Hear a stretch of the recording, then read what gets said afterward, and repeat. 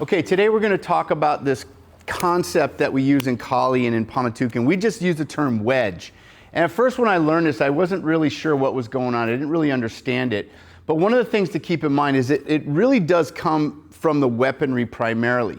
Like if I have a shield, for instance, and I use that to engage and then open up myself for my strike. Maybe I got a sword here or a spear or something like that.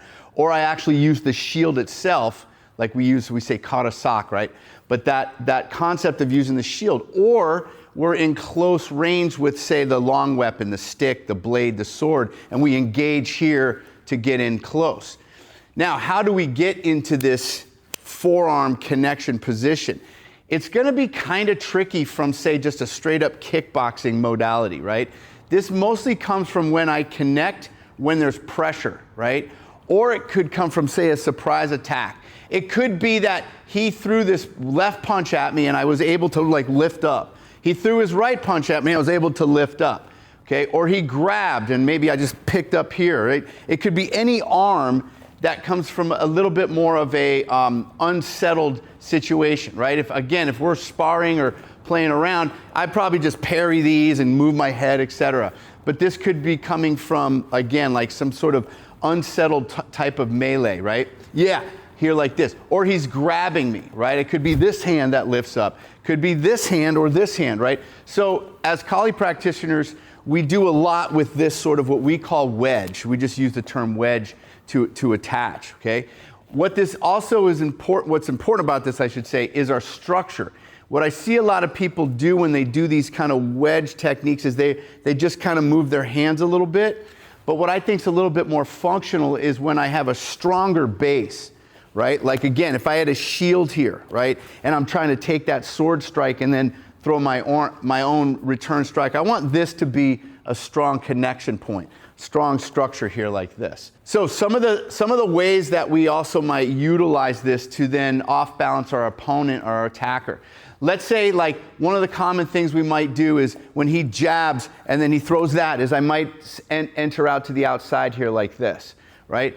Or I might kill that and when I hit that, I put that wedge there to connect and then I can trap and backhand here like this.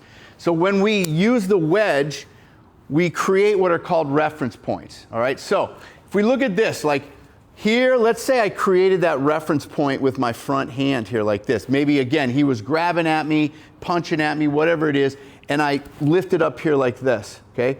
One of the ones that we commonly do is we trap and enter with the other hand. So if we lift, trap, and then we go backhand here like this. But we have other options, right? From here, I could just grab the arm and punch over the top. From here, I could grab the arm and wrench that elbow. From here, I could grab and hit low, okay? I can also disengage and hit low here like this, right? So if we kind of look at this angle, however I ended up in this wedge position, this is what we refer to as outside to outside reference point. I can trap the arm down and continue on. I can pull the arm down and throw my strike, or I can throw it here to the body. Sometimes we can lift. Now again, this doesn't make sense if he's throwing quick jabs and I'm going to be able to, it's going to be hard to do. It's more when there's pressure, either my pressure or his, that we're crashing and then I can get that strike, okay? So connect, we can also hit low, but make sure you're trapping this hand here, okay? Some other things we do on this outside is we go around it, right? Just like in JKD, they have a thing called Jiao Sao. I could swing around and go right into the eyes here like this. Disrupt the base. See, I pull down and I can hit the body here like this. Let's look at this angle again. So this is left to left outside reference point. I swing my hand inside. I get the eyes here like this. I clasp on the elbow and see I turn it just a little bit. Now I've got that shot to his body if I want it here like this. I can go one, go over the top here, right? I use this elbow and set him up for further strikes. So this is, again, what we call an outside to outside reference point. Another way that we might do this on the offense.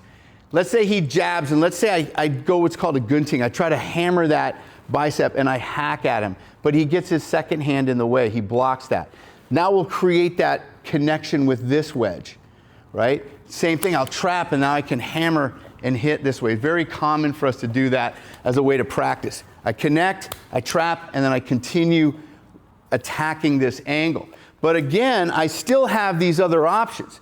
When I connect here, right, I can just pull and hit here like that, okay? Or sometimes here when I connect like this, I could shoot that low, hit the body, hit the groin, and then come over the top and backhand him here like that. So this is what we call second-hand response, you see? But again, it's important that I create this structural necessity for have this arm up. So I'm putting pressure on there, right? And now look, I can hit the body here like that. If I get him really, his arm's way up high here like that. We'll just again switch our angle. So here comes that jab. I went bang and I hit that bang. And see, I wedge one more time. I go here. He's responding to my attack here. So I create that wedge here and then I trap and hammer fist, right into that carotid or the jaw. That's our common target. But then now we've seen that we have other options. We can pull, hit high, hit low. We could swim around it into the eyes here like this. So this is all the same stuff we did against the left side. We're just simply doing on the right side. Okay, so here's just some combos that you can play around with. And then again, using that wedge to establish connection to then set up our offense. Okay, so what I'm doing on this, we call this a gunting. I'm taking a piece of that arm and I'm attacking here, which is creating that reference point. I wedge, okay, in this point I'm just gonna pull and hit. I use this elbow into his bicep here or his deltoid. I got an elbow to the head, gives me connection, and I could go to head and arm and right into his knee here like that. Okay, one more time, I go here. When I connect, I'm gonna hit with that elbow. This elbow comes in the center line, and now I can go head and arm here like that. Let's go this way. 1, 2, 3, pull. See the elbow hit? See the elbow hit here? Grab the back of the head, pull him into your knee here like that. You could throw, you could finish, whatever you need to do. The other one is I hit the body when I connect. So if I go here and I throw that hack, I wedge. From this connection, this outside hand just turns into a shot to the body. I stay inside and push up to the jaw here like this. Now I hook the elbow like we did earlier, and there's my body shot. I come over the top with that shot. I can go right back into the technique we did earlier. If we do it on this angle. So this is 1, 2, 3, here like this. See, I swim this into the shot, because especially if I get his arm up high, bang, I hit him in the ribs, hit him in the solar plexus, then I stay in with that palm up to the jaw, and I can hook the elbow here and get a shot to the body. You can hammer fist out if you want, control this way, or I can just come over the top and keep working the inside. So again, these are just some combination options for you from when we established this connection here like that.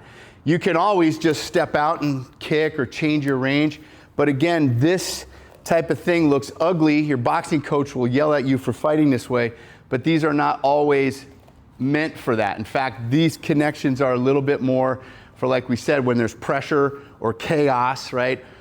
But it's not necessarily a good sparring technique, or it's not going to work that way in a sparring technique. Okay, so then lastly, what we'll talk about is just one of the common ways that we drill this motion, this tactile response, we call it. Very simply, we call this the wedge drill, where we connect just like we've been practicing, and I feed the backhand. Now for training and balance, we just cycle that over and over again. This is called Hubud. It's one of our Hubud drills, right? But all Chris is doing here is just blocking my return strike. Again, this is not tactical.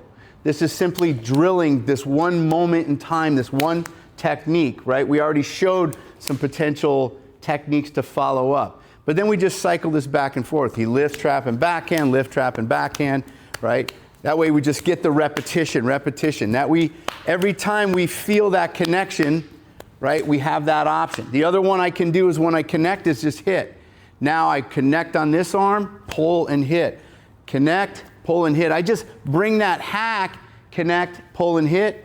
You could overhand punch that if you want. You could uppercut punch that if you want. But you see how this hack for the drill just gets that arm up, right? And I get to pull. Pull, pull, pull. Really, really simple way to train it. And again, you see the deal is repetition, right? Again, we can practice follow-ups, which we do and you should do. Put this on the pad so you can work your impact. But these little drills, we call Hubud drills, are more about getting the reps, right? And it's about timing, feel, speed. It's not about power right now. All right, guys, so I hope you like that. Again, we're talking about the forearm connection, or what we call the wedge. We gave you some drills, and if you want, there's a free course. If you go to Collecombatives.com, we got a free course for you if you are into the Panantukan or you just want to enhance your empty hand fighting game. Thanks for watching, guys. Don't forget to like, subscribe. We'll see you in the next video.